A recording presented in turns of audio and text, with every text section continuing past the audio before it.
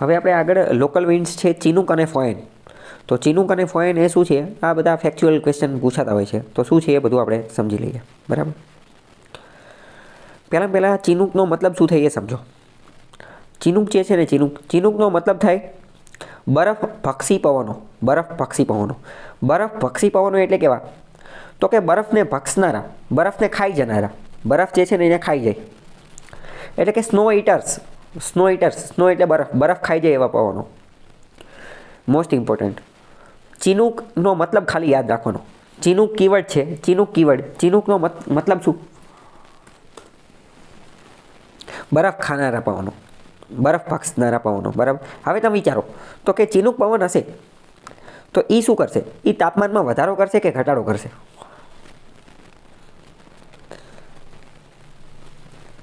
તાપમાનમાં ઘટાડો કરશે ને. કેમ? કારણ કે બરફને ખાઈ જશે. બરફને ખાઈ જશે ને.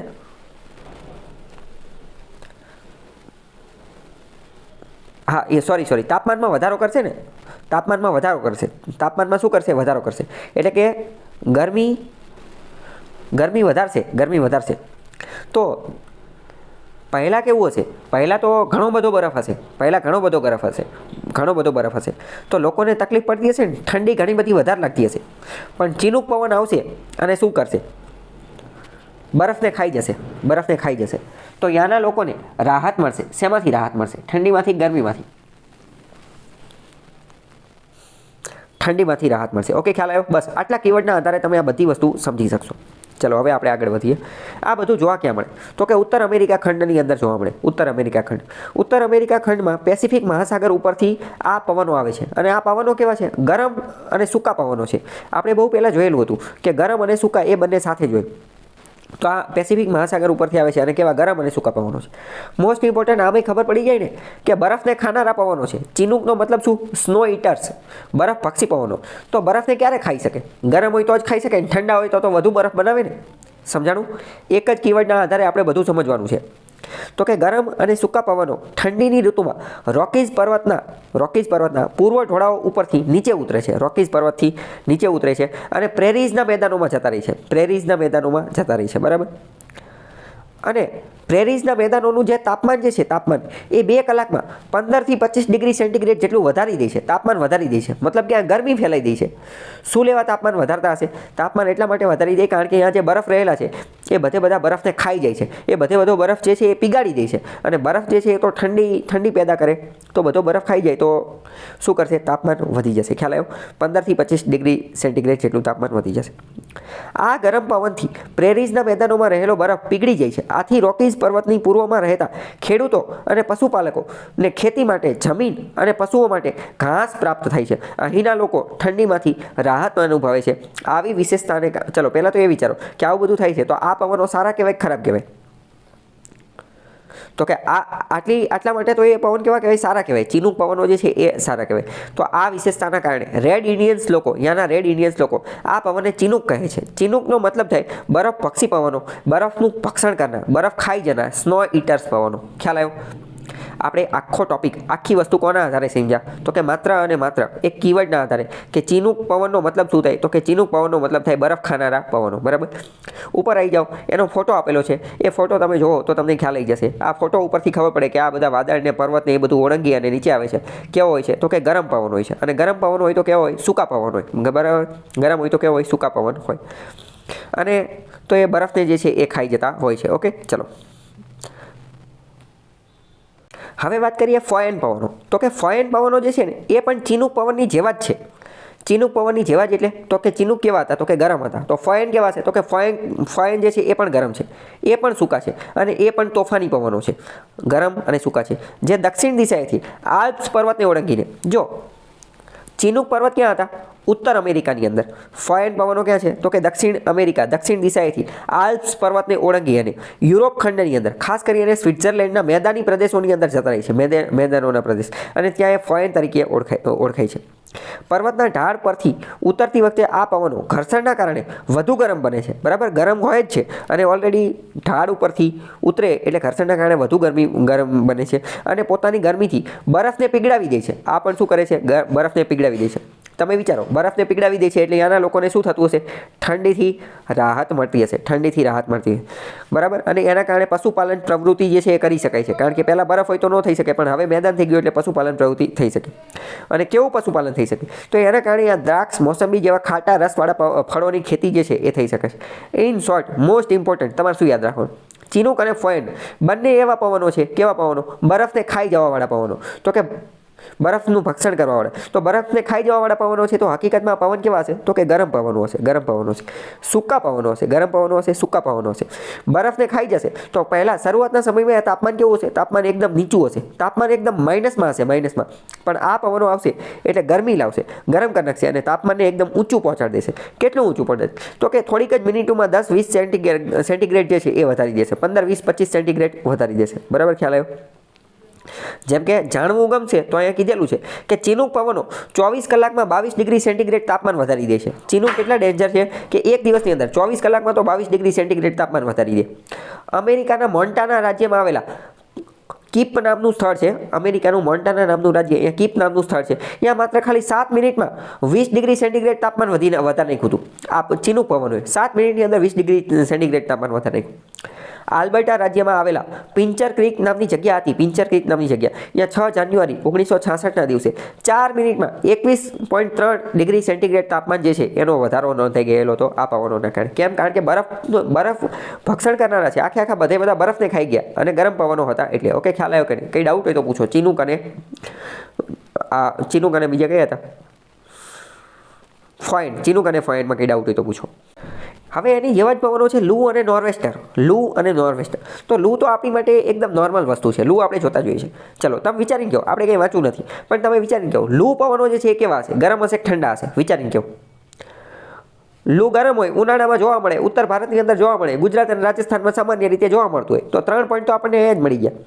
લૂ ગરમ હોય, ઉનાળાના પ્રદેશમાં જોવા મળે, ઉત્તર ભારતમાં જોવા મળે, ખાસ કરીને ગુજરાત અને રાજસ્થાનમાં જોવા મળે છે. તો કે ઉત્તર ભારત અને વાયવ્ય ભારતના મેદાની પ્રદેશમાંથી મે અને જૂન એટલે કયો? તો ઉનાળાની તો વાત કરે છે. બપોર પછી પશ્ચિમ દિશા એટલે કે ગુજરાત અને રાજસ્થાન બાજુથી ગરમ અને સૂકા પવનો આવે છે. અને ખાસ કરીને તો એ કયા? રણ પ્રદેશ ઉપરથી આવે છે, રણ પ્રદેશ. ગુજરાત અને રાજસ્થાનમાં પશ્ચિમ દિશામાં તો રણ છે ને, થાર પારકારનું ને રણ, તો બરાબર, તો ત્યાંથી આવે છે એટલે લૂ તરીકે ઓળખે છે. તો એ તમે એક વસ્તુ નોટ કરી, આપણે અત્યાર સુધી જેટલું શીખા, જેટલી જિયોગ્રાફી, જેટલું ભૂગોળ, જેટલું ભૂપૃષ્ઠ, લેન્ડસ્કેપ, કઈ જગ્યાએ કઈ વસ્તુ આવે છે, એ બધાનો આની અંદર ઉપયોગ કરવો પડે અને એના આધારે આપણું અન્ડરસ્ટેન્ડિંગ થઈ શકે. ઓકે, તો એટલે એને લૂ તરીકે ઓળખવામાં આવે છે. આના કારણે ઉત્તર ભારતનું તાપમાન જે છે એ 50 ડિગ્રી સેન્ટીગ્રેડ સુધી પહોંચી જાય છે. અમે પહેલાં જ કહી દીધું ગરમ પવન છે, ગરમ પવન છે તો શું કરશે? તાપમાન વધારી દેશે, ગરમી કરી નાખશે, ગરમી કરી નાખશે, બરાબર. તો કે તાપમાન 50 ડિગ્રી સેન્ટીગ્રેડ સુધી વધારી દે છે. આ વિસ્તારમાં લૂની અસરથી ઘણીવાર માનવી અને પશુ પક્ષીઓ મૃત્યુ પણ પામે છે. 2015ની અંદર વાત કરીએ તો 1000થી વધુ માણસો જે છે એ આ લૂના કારણે મરી ગયા હતા. અત્યારે પણ જે છે એ લૂ લાગતી હોય છે. લૂને કહેવાય હીટ વેવ. શું કહેવાય? હીટ વેવ, બરાબર. વારંવાર આપણે છાપામાં એમાં ઉનાળામાં આવતું હોય છે કે હીટ વેવ. આના કારણે ઘણી બધી વાર શાળાઓ, નિશાળો ને એ બધું બંધ કરી દેતા હોય છે. અમુક વાર જે છે એના કારણે ઇમરજન્સી પણ ઘોષિત કરી દેતા હોય છે. રેડ એલર્ટ ને એવું બધું ઘોષિત કરતા હોય છે. રેડ એલર્ટ ને યલો એલર્ટ ને એવું બધું, બરાબર. તો એ બધું આ લૂ જે છે એનું જ છે. ઓકે, કંઈ ડાઉટ હોય તો પૂછો. હવે આપણે વાત કરીએ લૂનો ટોપિક પૂરો થઈ ગયો. હવે આપણે વાત કરીએ નોર્વેસ્ટર. તો નોર્વેસ્ટર શું છે? તો નોર્વેસ્ટર જે છે ને એ પશ્ચિમ બંગાળની અંદરથી જોવા મળે છે. પશ્ચિમ બંગાળની વાયવ્ય દિશાએથી ધૂળની ડમરીઓ સાથે ગરમ અને સૂકા પવનો વેગ સાથે આવી જાય છે, જેને નોર્વેસ્ટર કહે છે. અને આ જે છે એ વેસ્ટ બેંગોલ, ઓડિશા, આ બધા વિસ્તારની અંદર ઘણી બધી જાનહાનિ કરે છે અને વૈશાખ મહિનાની અંદર આવે છે, એટલે આને કાળ વૈશાખી કહે છે. તો કાળ વૈશાખી શબ્દ ઉપરથી ખબર પડી જાય કે વૈશાખ મહિનામાં આવતા હશે અને ઘણી હાનિ કરતા હશે અને પશ્ચિમ બંગાળના વાયવ્ય દિશાએથી આવતા હશે, બરાબર. તો આ કાળ વૈશાખી નોર્વેસ્ટર ક્યાં જોવા મળે છે? પશ્ચિમ બંગાળની વાયવ્ય દિશામાં. આ બધા ફેક્ચ્યુઅલ ક્વેશ્ચન જ પૂછશે આમાંથી, બરાબર. ખ્યાલ આવ્યો કે નહીં? કંઈ ડાઉટ હોય તો. હવે છે મિસ્ત્રાલ અને બોરા પવનો. તો કે હિમ આચ્છાદિત પહાડી વિસ્તારો ઉપરથી. ચલો તમે વિચારો, હિમ આચ્છાદિત પહાડી વિસ્તારો એટલે કયા? તો કે બરફના પહાડોવાળા વિસ્તાર છે, ત્યાંથી આ પવનો આવતા હશે. વિચારો, ત્યાંથી પવન આવતા હશે તો કેવા હશે? ઠંડા હશે, ગરમ હશે? તો કે ઠંડા હશે, બરાબર. સૂકા હશે? તો કે હા, સૂકા જ હશે. કેમ? કારણ કે ભેજવાળા તો ક્યારે હોય? જો સમુદ્રમાંથી આવતા હોય તો કે ઠંડા અને સૂકા પવનો. ક્યાં જશે? ફ્રાન્સના ભૂમધ્ય કિનારે મિસ્ટલ તરીકે ઓળખાય છે અને યુગોસ્લાવિયાના એડિયાટ્રિક સમુદ્રના કિનારે બોરા તરીકે ઓળખાય છે. બરાબર, એક જ પવન છે, અલગ અલગ જગ્યાએ એનું અલગ અલગ નામ છે. કેવા હશે? તો કે ઠંડા પવન હશે, સૂકા પવન હશે અને એના કારણે ખેતીના પાકોને નુકસાન કરે છે. ખ્યાલ આવ્યો કે ન આવ્યો? ચિનુક અને ફોયન કેવા પવનો હતા? સારા પવન હતા. કેમ? કારણ કે એના કારણે જે છે એ ઠંડીથી રાહત મળતી હતી. ખેતી જે છે એને પણ પ્રોત્સાહન આપતા હતા. જ્યારે આપણે જોયું લૂ, તો કે માણસોના મૃત્યુ થઈ જાય. નોર્વેસ્ટર એ તો કાળ બૈસાખી છે. બરાબર, ઘણું બધું નુકસાન લઈ દે. મિસ્ટલ અને બોરા એ પણ ઘણું બધું નુકસાન લઈ દે, ખેતીના પાકોને નુકસાન કરે. બરાબર, તો આ પણ તમને ખ્યાલ હોવો જોઈએ. આગળ છે સિરોક્કો અને હર્મેટન. સિરોક્કો અને હર્મેટન આફ્રિકા ખંડની અંદર એક રણ પ્રદેશ આવેલો છે, સહારાનું રણ. સહારાના રણ ઉપરથી આ પવન આવે છે. વિચારીને કેવું, સહારાના રણ પ્રદેશ ઉપરથી આ પવન આવતા હશે તો કેવા હશે? ગરમ હશે અને સૂકા હશે. બરાબર, ગરમ અને સૂકા પવન હશે. તો સહારાના રણ ઉપરથી આવશે અને ભૂમધ્ય કિનારે, ભૂમધ્ય સમુદ્રના કિનારે ઇટલી, સિસલી અને સ્પેનમાં પહોંચી જશે. ઇટલી, સિસલી અને સ્પેનમાં ત્યાં સિરોક્કો તરીકે ઓળખાય છે. સિરોક્કો તરીકે. ભૂમધ્ય સાગર, મેડિટેરિયન સી જે બરોબર વચ્ચે આવેલો છે, એની ઉપર થઈ અને આવતા આ પવનો, ભૂમધ્ય સાગર ઉપરથી થઈ અને આ પવન આવે છે. તો હવે એ પવન કેવા બનશે? ભૂમધ્ય સાગર ઉપરથી પસાર થઈ અને જશે એટલે કેવા? ભેજવાળા પવન બની જશે. અને ભેજવાળા પવન બની જશે એટલે અહીંયા વૃષ્ટિ, વરસાદ જોવા મળશે. બરાબર, અને ધૂળસભર. કેમ? કારણ કે પહેલાં રણ ઉપરથી આવ્યા હતા. પહેલાં રણ ઉપરથી આવ્યા. તમે વિચારો, સૌથી પહેલાં સહારાના રણ પ્રદેશમાંથી એનો ઉદ્ભવ થયો, ત્યાંથી નીકળ્યા એટલે ત્યારે એ ગરમ અને સૂકા હતા. અને પછી ભૂમધ્ય કિનારે ઇટલી અને સિસલી અને સ્પેન ત્યાં પહોંચ્યા તો અહીંયા એને સિરોક્કો નામ કહેતા હતા.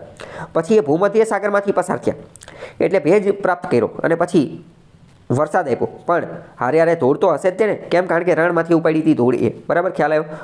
તો બધી વસ્તુ એકબીજા હારે કનેક્ટ કરવાની. સહારાના રણ પ્રદેશ પરથી દક્ષિણે ગિનીના અખાત તરફ વાતા ગરમ, સૂકા અને ધૂળભર્યા પવનો હર્મેટન તરીકે ઓળખાય છે. વિસ્તાર યાદ રાખી લેવાનો. હર્મેટન ક્યાં? તો કે સહારાની આજુબાજુનો વિસ્તાર, એ પવનો. ગિનીના વિસ્તારમાં રહેતા લોકો ગરમ અને ભેજવાળા પવનોથી ત્રાસીને બીમાર પડે છે. એ સમયે હર્મેટન પવનોથી અહીંના લોકોને રાહત મળે છે. બરાબર, ત્યાં ખૂબ જ ખતરનાક ગરમી હોય છે, પરંતુ આ હર્મેટન પવનો એ શું કરે છે? હા, ભેજને એ બધું લાવે છે એટલે લોકોને રાહત મળે છે. તેથી સ્થાનિક ભાષામાં લોકો આ પવનોને સુખદ અને સ્વાસ્થ્યપ્રદ પવનને હર્મેટન પવન કહે છે. હર્મેટન એટલે કે doctor wind. Doctor wind doctor તરીકેનું કામ કરે છે. કેમ? કારણ કે બીમાર હતા અને હવે એમનું કામ થઈ જાય છે એટલે. ખ્યાલ આવ્યો? આ બધા લોકલ વિન્ડ્સ આપણે જોઈ લીધા. તો હવે આજનો આપણો ટોપિક છે મોસમી પવનો. આની પહેલાં આપણે પ્લેનેટરી વિન્ડ્સ એટલે કે ગ્રહીય પવનો, કે જેને કાયમી પવનો કહે છે, ઈસ્ટર્લી, વેસ્ટર્લીઝ, ટ્રેડ વિન્ડ્સ, આ બધા જોઈ લીધા હતા. એ પવનો વિશે મેં તમને અમુક ફંડામેન્ટલ બાબતો કીધી હતી કે પવનનું નામ કઈ રીતે થાય, નામકરણ કઈ રીતે થાય. તો એનું ઓરિજિન, એનું ઉદ્ભવ સ્થાન, એ જે જગ્યાએ એનો જન્મ થતો હોય એના આધારે એનું નામકરણ થતું હોય. તો ખાલી નામ જાણીને પણ આપણે ઘણો બધો આઈડિયા આપણને આવી જાય. બરાબર, કીવર્ડ ટેકનિકનો ઉપયોગ કરવાનો. ચલો, આજના છે હવે મોસમી પવનો એટલે કે સિઝનલ વિન્ડ્સ. તો આ તો મોસમ પ્રમાણે જોવા મળતા હશે. શિયાળા પ્રમાણે, ઉનાળા પ્રમાણે, ચોમાસા પ્રમાણે. બરાબર, ઋતુઓ પ્રમાણે આ જોવા મળતો હોય. ઋતુ પ્રમાણે આ પવનોને એ બધું જે છે એ બદલાવાનું ને એ બધાનું કામ થતું હોય. તો કે ઋતુ પ્રમાણે દિશા બદલાતા પવનોની મોસમી પવનો સામયિક પવનો પણ કહે છે. અલગ અલગ દેશની અંદર અલગ અલગ જગ્યાએ અલગ અલગ મોસમ પ્રમાણે જોવા મળતા. ઉનાળાના અને શિયાળાના મોસમી પવનો, આના બે પ્રકાર છે. ઉનાળાના અને શિયાળાના મોસમી પવનો. બરાબર, સૌથી પહેલાં વાત કરીએ કે ઉનાળાના મોસમી પવનો. તો હવે તમે વિચારો કે ઉનાળો હશે. બરાબર, ઉનાળો. ચલો, તમે વિચારો, ઉનાળો ભારતની, આપણે એશિયાની વાત કરીએ, એશિયાની અથવા ભારતની વાત કરીએ. એશિયાની વાત કરીએ એટલે આપણે ભારતના પરિસ્થિતિમાં વિચારવાનું, ભારતનો નકશો યાદ કરવાનો. માની લો કે ઉનાળો ચાલે છે. બરાબર, ઉનાળો. તો ભારત છે. બરાબર, તો કે ભારતની અંદર એક જમીન છે અને ભારતની એક્ઝેક્ટ નીચે હિન્દ મહાસાગર છે. હિન્દ મહાસાગર. તો ઉનાળાના સમયગાળા દરમિયાન જમીનનું તાપમાન કેવું હશે અને નીચે દરિયા એટલે કે પાણીનું તાપમાન કેવું હશે? જમીનનું તાપમાન ઊંચું હશે જ્યારે દરિયાનું તાપમાન નીચું હશે. બરાબર, હવે જમીનનું તાપમાન ઊંચું હશે તો દબાણ કેવું હશે? યસ, જમીનનું તાપમાન ઊંચું હશે એટલે દબાણ ત્યાંનું હલકું હશે. જ્યારે દરિયાનું તાપમાન નીચું હશે એટલે ત્યાંનું દબાણ કેવું હશે? ભારે હશે. તો આના કારણે પવનો ક્યાંથી ક્યાં જશે? કઈ દિશામાંથી કઈ દિશામાં જશે? એટલે પવનો, આપણે જોયું હતું ગઈકાલે કે પવનો ભારે દબાણથી હલકા દબાણ તરફ જાય છે. બરાબર, તો દરિયાથી જમીન તરફ જશે ને, દરિયાથી જમીન તરફ પવનો હાલશે, દરિયાથી જમીન તરફ. બરાબર. તો જો હવે એ જ વસ્તુ અહીંયા લખેલી છે કે ઉનાળામાં એશિયામાં જમીન વિસ્તારો ઉપર કેવું તાપમાન હોય છે? તો કે ઊંચું તાપમાન હોય છે.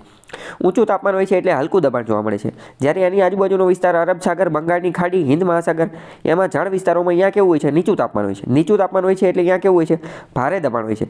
તો આવી પરિસ્થિતિમાં દબાણનું સમતોલ જાળવવા માટે શું થશે? તો કે વિષુવવૃત્તની દક્ષિણેથી અગ્નિકોણીય દક્ષિણ પૂર્વીય વ્યાપારી પવનો, જે વ્યાપારી પવન જે હશે એ શું થશે? એ આગળ ફંટાશે અને ક્યાં જશે? વિષુવવૃત્તને ઓળંગીને આ પવનનો દિશા બદલે છે અને નૈઋત્યની દિશામાં ઉનાળાની તરફ જશે. એટલે કે હકીકતમાં શું જશે કે આ ભારે દબાણથી હલકા દબાણ તરફ જશે. અને આમાં મેં તમને પહેલાં વાત કરેલી હતી કે જે ભારે દબાણ છે તો અહીંયા તો હવે જગ્યા જ નથી એટલી કે અહીંયા પવનો જઈ શકે. જ્યાં હલકું હશે ત્યાં તો જશે ને. હલકું અહીંયા જેટલી જગ્યા છે. તો તમે વિચારી અને કહો કે પવનો ક્યાંથી જશે? તો કે જળ રાશિ ઉપરથી સમુદ્ર ઉપરથી વહી અને સમુદ્ર ઉપરથી વહી અને ક્યાં જશે? જમીન ઉપર. શું આ પવનોનું નામ આપણે સમુદ્રીય પવનો કહી શકાય કે ન કહી શકાય? સમુદ્રીય પવનો કહી શકાય. કેમ? કારણ કે ઓરિજિન સમુદ્રમાંથી જમીન ઉપર આવે છે એટલે. હવે બીજું મોસ્ટ ઇમ્પોર્ટન્ટ, સમુદ્ર ઉપરથી આ પવનો વહે છે તો શું એમાં ભેજનું પ્રમાણ હશે કે નહીં? તો જો લખેલું છે ને આ પવનો વિશાળ જળરાશિ પરથી વાતા હોવાથી ભેજ ભરપૂર હોય છે. ભેજ ભરપૂર હશે તો શું થશે? વરસાદ લાવશે કે નહીં લાવે? તો કે વરસાદ લાવશે. તેથી આ પવનો સાગર કિનારાની નજીકના પ્રદેશોમાં વધુ વરસાદ જે છે એ લાવે છે. અને એટલે તમે જોયા હશો કે ઉનાળા પછી તરત જ ચોમાસું ચાલુ થાય છે. કેમ? કારણ કે ઉનાળાની અંદર આ બધી પ્રક્રિયા ચાલુ થાય અને પછી ચોમાસામાં આ પવનો દ્વારા વરસાદ લાવવાનું ચાલુ થાય. બરાબર. તો હવે એ પોઈન્ટ મગજમાં તમારે ક્લિયર થાય છે કે નહીં કે ઉનાળા પછી ચોમાસું કેમ આવે છે, વરસાદ કેમ આવે છે એ. હવે બીજી વાત કરીએ તો એક રીતે આને વરસાદી પવનો પણ કહેવાય ને. આ જ પવનો જે છે, આ જ પવનોના માર્ગમાં અવરોધક બનતા અમુક ઊંચા પહાડી પ્રદેશો આવી જાય, અમુક વાર ઊંચા પહાડો આવી જાય. જેમ કે આપણે ભારતની સંદર્ભમાં વાત કરીએ તો વેસ્ટર્ન ઘાટ અને ઈસ્ટર્ન ઘાટ એ આમને અવરોધક બનશે. તો પહાડ જે છે પહાડ એ આ પવનોને અવરોધક બનશે. તો પહાડ માની લો કે આ પવનોને અવરોધક બન્યા તો શું થશે? પહાડની એક તરફ વરસાદ આવશે, વધુ વરસાદ આવશે અને બીજી તરફ વરસાદ આવશે નહીં. એક વિસ્તાર જે છે એને રેઇન શેડો એરિયા કહે છે. રેઇન શેડો એરિયા કે વરસાદ છાયા, ત્યાં તો વરસાદ આવશે જ નહીં. તો એને એક બાજુને શું કહેવાય? પવનાભિમુખ, અને એક બાજુને કહેવાય પવનાવિમુખ. બરાબર. ભારતમાં પશ્ચિમ ઘાટની આજુબાજુમાં આવું જોવા મળે છે. તો પશ્ચિમ ઘાટને કારણે ભારતના પશ્ચિમ કિનારે મલબાર શું છે એ આપણે કિનારાના મેદાનની અંદર જોયા હતા. કોંકણ, મલબાર, કોરોમંડલ, કાઠિયાવાડનું મેદાન, દરિયા કિનારાનું મેદાન. બરાબર. તો આ મલબારવાળો જે છે કોંકણ, મલબાર જે છે એ કયો છે? યસ, કેરળની આજુબાજુનો જે વિસ્તાર છે એ. બરાબર. તો ત્યાં તો 200 સેમીથી પણ વધુ વરસાદ થાય છે. અને આપણે મોસ્ટ ઇમ્પોર્ટન્ટ જોયું હતું કે ભારતમાં વરસાદ કોણ લાવે છે? તો કે નૈઋત્યના મોસમી પવનો. તો હવે તમે સમજ્યા કે એને નૈઋત્ય પહેલાં તો શા માટે કીધું? નૈઋત્ય દિશામાંથી એનું ઉદ્ભવ થાય છે એટલે. બીજું, મોસમી શા માટે કીધું? કારણ કે અહીંયા જ આપણે જોયું કે ઉનાળાના પવનો છે. હકીકતમાં ઉનાળાના મોસમી પવનો છે એટલે નૈઋત્યના મોસમી પવનો. બરાબર. તો હવે બધા કીવર્ડ ક્લિયર થાય છે કે નહીં? અને એમાં ભેજ હોય છે તો એ 200 સેમીથી વધુ વરસાદ લાવે. બીજું આપણે એ પણ જોયું હતું કે ભારતમાં સૌથી પહેલાં વરસાદ કેરળમાં આવે છે. શું લેવા કેરળમાં આવે છે એ પણ જોઈ લીધું. કારણ કે પશ્ચિમ ઘાટના કારણે અને 200 સેમીથી વધુ અને ધીમે ધીમે એ વરસાદ જે છે એ બીજે જતો હોય છે. બરાબર. ચલો હવે નીચે સેમ એ જ વસ્તુ આપેલી છે, એના જેવી જ બીજી વસ્તુ કે હવે આપણે શું સમજવાનું છે? એક રીતે આપણે જોઈ લીધું કે ઉનાળાના પવનો કેવા છે. બરાબર. હવે આપણે શિયાળાના પવન વિશે સમજવાનું છે. પણ એની પહેલાં આપણે ફંડામેન્ટલ વસ્તુ જોઈએ. પેજ નંબર 61માં શું કીધેલું છે? શિયાળામાં જમીન વિસ્તારો અને સમુદ્ર વિસ્તારો સરખામણીમાં અનુક્રમે ઝડપથી ખાલી જગ્યા થાય છે. એટલે કે ઠંડા કે ગરમ. હવે આપણે શિયાળાની વાત કરીએ તો શિયાળામાં જમીન વિસ્તારો ઠંડા હશે કે ગરમ હશે? અને સમુદ્ર વિસ્તારો ઠંડા હશે કે ગરમ હશે? બંનેની એકબીજાની સરખામણીમાં કહેવાનું છે. શિયાળામાં જમીન કેવી હશે? જમીન ઠંડી હશે અને સમુદ્ર ગરમ હશે. બરાબર. જમીન ઠંડી હશે અને સમુદ્ર ગરમ હશે. એટલે કે તાપમાન કેવું હશે? જમીનનું તાપમાન કેવું હશે? જમીનનું તાપમાન નીચું હશે, જ્યારે સમુદ્રનું તાપમાન કેવું હશે? ઊંચું હશે. તો હવે અહીંયા દબાણ કેવું હશે?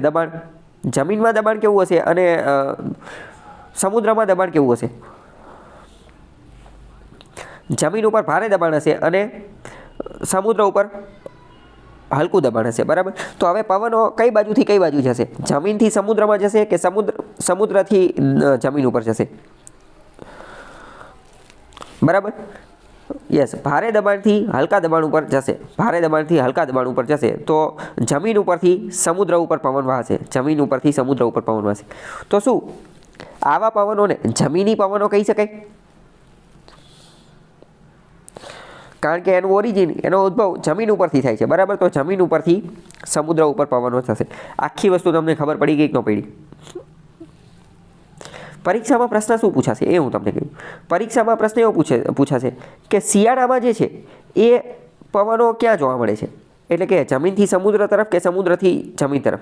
અને ઉનાળામાં પવનો ક્યાં જોવા મળે છે, જમીનથી સમુદ્ર તરફ કે સમુદ્રથી જમીન તરફ. ખબર પડી કે ન પડી? ચલો હવે તમે આનો જવાબ કહો. શિયાળામાં પવનો કઈ જગ્યાએ હશે? શિયાળામાં કઈ જગ્યાએ હશે? તો કે જમીનથી સમુદ્ર તરફ, જમીનથી સમુદ્ર તરફ, જમીનથી સમુદ્ર તરફ. જ્યારે ઉનાળામાં ક્યાં હશે? તો કે સમુદ્રથી જમીન તરફ, બરાબર, સમુદ્રથી જમીન. એવું પણ યાદ રાખી શકો કે ઉનાળાના જે પવનો જે છે, ઉનાળાના એ નૈઋત્યના મોસમી પવનો છે જે સમુદ્રથી જમીન તરફ હોય. અને એટલે જ તે એ પવનો જે છે વરસાદ લાવશે. આ પવનો વરસાદ લાવશે, શિયાળાવાળા વરસાદ લાવશે. શિયાળાવાળા પવનો વરસાદ લાવી શકે નહીં. કેમ? કારણ કે જમીન ઉપરથી આવે છે, એમાં કોઈ ભેજ હોતો નથી. ઓકે, ચલો આગળ જોઈએ. ચલો એનું દબાણ ને નીચે પણ 62 નંબરમાં એ જ લખેલું છે, મેં તમને અત્યારે ચલાવી દીધું, બરાબર. હવે જો નીચે એ જ વસ્તુ લખેલી છે, તમે એકવાર વાંચી લો તો પણ ખબર પડી જશે.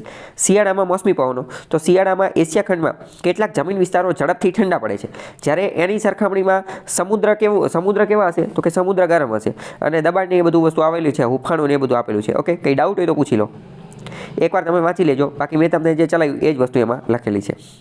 ચાલો અહીંયા બીજો ક્વેશ્ચન આપેલો છે, એ ડીલ કરીએ 64 નંબરમાં.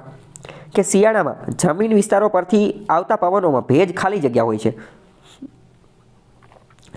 જમીન ઉપરથી આવે છે તો ભેજ કેવો હશે? ઓછો આવશે. આથી તેઓ વૃષ્ટિ, વરસાદ આપશે કે નહીં આપે? વધારે આપશે કે ઓછી આપશે? નહીવત. એ કોઈ નહીવત, બરાબર, વરસાદ આપશે જ નહીં. ઓકે, તો આ બધા આવા કોન્સેપ્ટ તમારે ક્લિયર રાખવાના. નીચે જો એ જ વસ્તુ લખેલી છે. હવે આ જે પવનો જે છે, આ પવનોને એક રીતે ઈશાન કોણીય મોસમી પવનો કહે છે. ઈશાન કોણીય મોસમી પવનો ના કેટલાક ફાંટાઓ સમુદ્ર પરથી પસાર થાય છે ત્યારે ભેજવાળા બનીને વૃષ્ટિ આપે છે. હવે જો આમાં કેવું હોય કે બધું 100% સાચું ન હોય. આપણે અત્યારે જોયું, અત્યારે જે પવનો જોઈએ એ કે શિયાળાના પવનો જોયા, બરાબર, શિયાળાના પવનો, જમીનવાળા પવનો, જમીનવાળા. તો આ ખાસ વરસાદ આપતા નથી. અને આ જ પવનોનું બીજું નામ શું? તો કે ઈશાન કોણીય પવનો. જો દરેક પવનના 3 નામ છે, તમે નામ યાદ રાખો. સૌથી પહેલાં આપણે જોઈએ કે ઉનાળાના પવનો. તો ઉનાળાના પવનો એને એક રીતે નામ આપી શકાય સમુદ્રીય પવનો. અને ત્રીજું નામ શું આપી શકાય એનું? તો કે ત્રીજું નામ આપી શકાય નૈઋત્યના મોસમી પવનો, બરાબર. તો એવી જ રીતે શિયાળાના પવનો એ પહેલું નામ શિયાળાના પવનો. બીજું નામ શું બનશે? જમીની પવનો. અને ત્રીજું નામ શું બનશે? ઈશાન કોણીય મોસમી પવનો, બરાબર. તો ત્રણેય નામના આધારે તમને ખબર પડી જવી જોઈએ, બરાબર. નામનું મોસ્ટ ઇમ્પોર્ટન્ટ તમને એ પણ ખબર હોવી જોઈએ કે ભાઈ નામ કેવી રીતે બની, તો મેં તમને પહેલાં જ ચલાવી દીધું. તો અમુક વાર આ પવનો જે છે ને એ એના અમુક ફાંટા સમુદ્રમાંથી પસાર થતા હોય તો એ વરસાદ આપશે કે નહીં આપે? તો કે હા, સમુદ્ર ઉપરથી પસાર થાય તો ભેજવાળા બની અને વરસાદ આપી શકે છે. તો એ અમુક પવનો એ કયા છે? એ ભારતના પૂર્વ કિનારે કોરોમંડલ એટલે તમિલનાડુ વાળો વિસ્તાર અને શ્રીલંકાના ઉત્તર ભાગમાં વરસાદ આપે છે. એટલે તમને જાણી અને નવાઈ લાગશે કે કોરોમંડલ વાળો વિસ્તાર જે છે ને ત્યાં શિયાળામાં વરસાદ આવે છે. ક્યારે? શિયાળો એટલે કયો? તો કે ડિસેમ્બરથી જાન્યુઆરીના સમયગાળામાં બંગાળની ખાડી ઉપરથી પસાર થતા ઈશાન કોણીય મોસમી પવનો વર્ષની મોટા ભાગની વૃષ્ટિ આપે છે. તો કે તમિલનાડુ વાળો ને એ બધો વિસ્તાર રહ્યો, ત્યાં લોકો ડિસેમ્બર જાન્યુઆરીમાં ફરવા જાય તો એને રેઇનકોટ લઈને જવું પડે, છત્રી લઈને જવું પડે. કેમ? કારણ કે અહીંયા ત્યારે વરસાદ આવતો હોય છે. અત્યારે ડિસેમ્બરનો મહિનો જ ચાલે છે. શું લેવા એવું થાય છે એનું કારણ પણ આપણે સમજી ગયા. નહીંતર સામાન્ય રીતે વરસાદ કોણ લાવે? તો કે સામાન્ય રીતે તો નૈઋત્યના મોસમી પવનો જે છે, એટલે કે જે ઉનાળુ પવનો, એટલે કે જે સમુદ્રી પવનો એ લાવે છે. જમીની પવનો લાવતા નથી. પણ અહીંયા જે છે જમીની પવનો પણ લાવી જાય છે. એનું કારણ શું છે? કારણ કે એમને ભેજ મળી જાય છે, સમુદ્રના સંપર્કમાં આવી જાય છે એટલે. ઓકે, હવે તો આ મોસમી પવનો દ્વારા જે કોઈ પણ વરસાદ આવે એ હંમેશા અનિયમિત અને અનિશ્ચિત હોય. એવું શા માટે?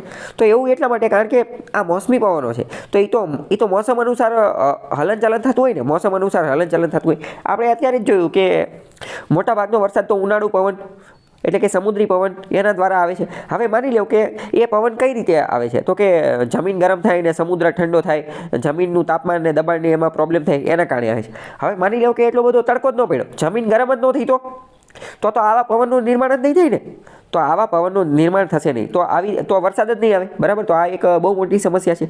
એટલે હંમેશા યાદ રાખવાનું, મોસમી પવનો એ કોઈ કાયમી પવનો નથી, મોસમી પવનો કાયમી પવનો નથી, બરાબર. અને એટલે તો એ મોસમી છે, તો મોસમી પવનોની વૃષ્ટિ હંમેશા કેવી હોય છે, અનિયમિત હોય છે અને અનિશ્ચિત હોય છે. એટલે તે ભારતની અંદર સૌથી મોટી વસ્તુ કહેવાય છે કે ભારત જે છે એ કૃષિ આધારિત અર્થવ્યવસ્થા છે, અને ભારતનું સમગ્ર કૃષિ જે છે ને એ વરસાદ ઉપર આધાર રાખે છે. એક ડાયલોગ બોલવામાં આવે છે કે ભારતનું ઇકોનોમી, ભારતનું અર્થતંત્ર, ભારતની કૃષિ એ એક રીતે જુગાર છે. કોની સાથેનો જુગાર છે, તો કે વરસાદ સાથેનો જુગાર છે. જો વરસાદ સારો થઈ જાય તો કામ થઈ જાય, સારો ન થાય તો કંઈ કામ થાય નહીં, બરાબર. એટલે આને જુગાર, ગેમ્બલિંગ પણ કહેવામાં આવે છે, બરાબર. અનિયમિત અને અનિશ્ચિત છે, બરાબર. એવું નથી કે વરસાદ નહીં જ થાય, એવું પણ બની શકે કે વરસાદ બહુ ખતરનાક થઈ જાય, એવું પણ બને કે બહુ ડેન્જર વરસાદ થઈ જાય, તો બહુ ડેન્જર અતિશયોક્તિ વરસાદ થશે, તો અતિવૃષ્ટિ થશે, તો પણ જે છે એ પાકને જે છે એ નુકસાન થશે. એટલે અમુક વાર મોસમી પવનો અતિવૃષ્ટિ કે અનાવૃષ્ટિ લાવે છે, અને એટલે જ જો અહીંયા લખેલું છે ને કે એટલે જ આ વિસ્તારના ખેડૂતોને પ્રારબ્ધવાદી કહેવામાં આવે છે. પ્રારબ્ધવાદી એટલે પ્રારબ્ધ એટલે નસીબની ઉપર, આ નસીબ સાથે એમને જુગાર ખેલે છે. કેમ? વરસાદની અનિશ્ચિતતાના કારણે. ઓકે, આ જ ટોપિક ઇકોનોમીની અંદર પણ આવતો હોય છે. ઓકે, જો હવે નીચે વસ્તુ સમજાવેલી છે, ઉનાળાના મોસમી પવનો, ચિત્ર આપેલું છે. તો ઉનાળાના મોસમી પવનો, હવે તમે ચિત્ર સમજી શકો કે નહીં, કે જમીન ઉપર ત્યારે હલકું દબાણ હશે. શું લેવા હલકું દબાણ હશે, તો કે તાપમાનના કારણે, તાપમાન ઊંચું હશે એટલે. અને સમુદ્ર ઉપર ત્યારે શું હશે, તો કે ભારે દબાણ હશે, સમુદ્ર ઉપર ભારે દબાણ હશે. તો ઉનાળામાં પવનો ક્યાંથી ક્યાં જતા હશે, તો કે સમુદ્રમાંથી જમીન ઉપર જતા હશે, બરાબર. આ જ બધું વિધાનમાં એ બધામાં પૂછાઈ જશે. હવે શિયાળાના મોસમી પવનો, તો કે શિયાળાના મોસમી પવનો જે છે, શિયાળામાં કેવું હશે, જમીન ઉપર ભારે દબાણ હશે, જ્યારે સમુદ્ર ઉપર હલકું દબાણ હશે. શું લેવા? તાપમાનના કારણે. તો ત્યારે પવનો ક્યાં જોવા મળશે, તો કે જમીનથી સમુદ્ર તરફ જોવા મળશે, જમીનથી સમુદ્ર તરફ. ઓકે, નીચે એ જ ક્વેશ્ચન પૂછેલો છે કે ઉનાળામાં મોસમી પવનો ખાલી જગ્યા હોય છે, જમીનથી સમુદ્ર તરફ કે સમુદ્રથી જમીન તરફ, અને શિયાળામાં મોસમી પવનો ખાલી જગ્યા હોય છે. તો એનો જવાબ હવે તમને જાતે આવડવો જોઈએ, બરાબર. નીચે જો એના ફોટા ને એ બધું આપેલું છે. ચાલો આગળનો છે સ્થાનિક પવનો એટલે કે લોકલ વિન્ડ્સ. સ્થાનિક પવનો એટલે કે લોકલ વિન્ડ્સ.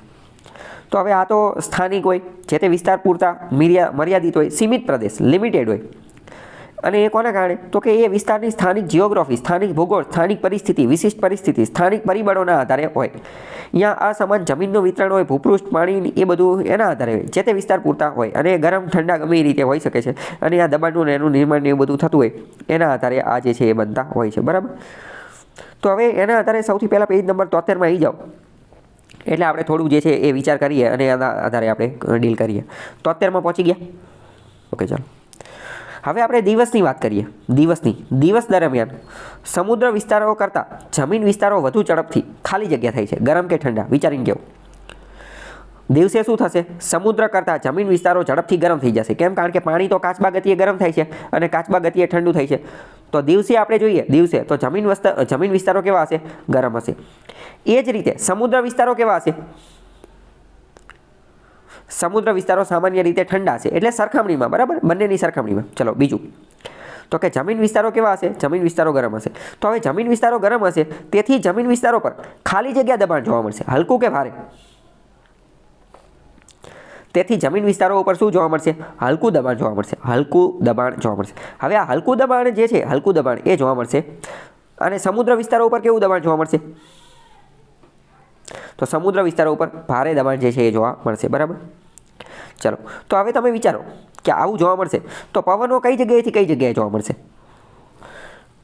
સમુદ્ર જોવા એટલે દબાણ, પવનો ક્યાં ભારેથી હલકા દબાણ તરફ જોવા મળશે. તો મતલબ જમીનથી સમુદ્રમાં કે સમુદ્રથી જમીનમાં. તો આથી કેવા કઈ સમુદ્રથી જમીન ઉપરના પવન જોવા મળશે, બરાબર. સમુદ્રથી જમીન ઉપર, આટલો ખ્યાલ આવ્યો કે ન આવ્યો, સમુદ્રથી જમીન ઉપર. તો હવે આનો જવાબ શું આવશે કે આથી કેવા પવનો જોવા મળશે, તો કે સમુદ્રથી જમીન તરફ. તો આ પવનને નામ શું આપી શકે, નામ આપવું હોય તો શું આપી શકે,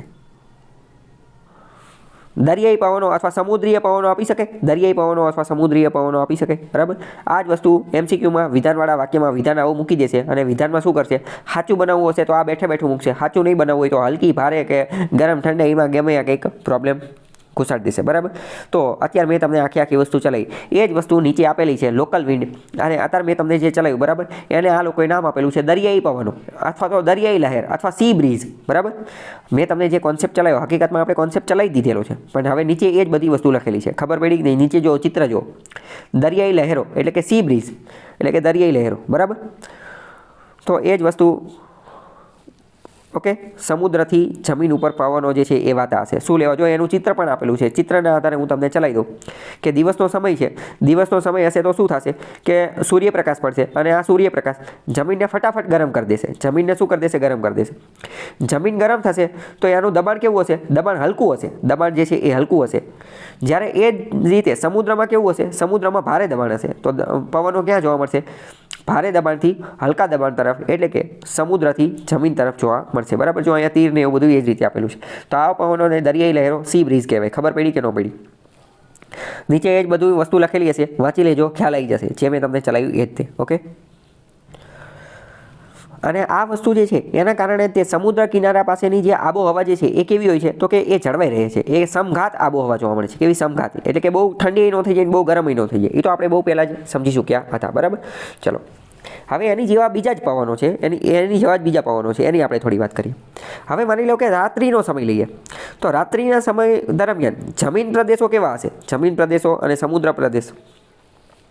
રાત્રિના સમયગાળા દરમિયાન જમીન પ્રદેશો ઝડપથી ઠંડા થઈ જશે.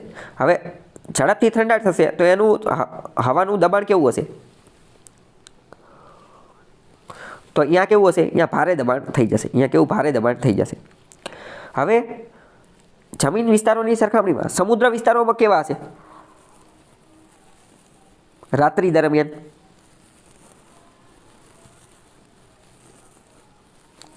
હા, એ ગરમ હશે. કેમ? કારણ કે હજી બપોરની જે ગરમી થઈ હશે, બરાબર, બપોરની ગરમી એ હજી એટલા ઠંડા થયા જ નહીં, હજી એટલા ગરમ ને ગરમ જ હશે, બરાબર. તેથી ત્યાં કેવું દબાણ હશે?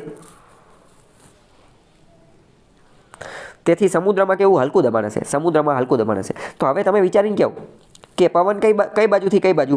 ભારે દબાણથી હલકા દબાણ તરફ જશે તો કઈ જગ્યાએથી કઈ જગ્યાએ જશે? જમીનથી સમુદ્ર તરફ જશે. જમીનથી સમુદ્ર તરફ જશે.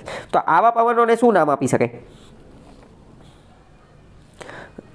જમીનીય પવનો નામ આપી શકાય. આવાને શું નામ આપી શકાય? તો કે જમીનીય પવનો નામ આપી શકાય.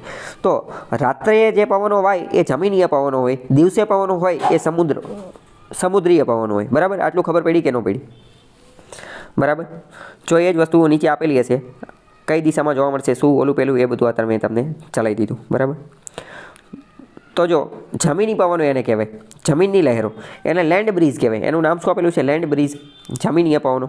જો રાત્રિનો સમય છે, તારાઓને એવું બધું દેખાડે છે, બરાબર. આકૃતિ જોઈને ખબર પડશે કે સમજાવું? બરાબર. જમીન અને સમુદ્રના જે પવનો જે છે એમાં તમે કીધું એ જ રીતે દિવસે અલગ દિશામાં પવનો જોવા મળશે અને રાત્રે એની કરતાં વિરુદ્ધ દિશામાં પવનો જોવા મળશે. આ આખો ખેલ કોનો છે? આ આખો ખેલ જે છે એ દબાણ અને તાપમાનનો છે. દબાણ અને તાપમાનનો છે.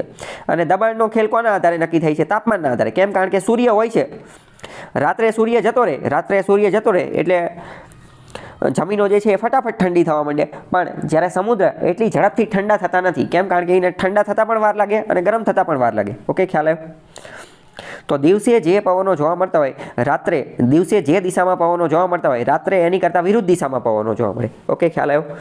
દબાણના પરિવર્તનના કારણે. ઓકે, કંઈ ડાઉટ હોય તો પૂછો. ઓકે, ચલો. હવે આપણે બીજા અમુક એવા મોસમી પવનો જોવાના છે, લોકલ વિન્ડ્સ જોવાના છે, સ્થાનિક પવનો, તો એ જોઈએ. હવે જો આપણે ઉપર જે લોકલ વિન્ડ્સ જોયા તો તમે વિચારી શકો ને કે એ તો જ્યાં દરિયા કિનારો હશે ત્યાં જોવા મળશે ને એવા પવનો. તો દરિયાથી જમીન ઉપર ને જમીનથી દરિયો કંઈ આખા બધે ન જોવા મળે, બરાબર. જ્યાં દરિયો હોય ત્યાં જોવા મળે.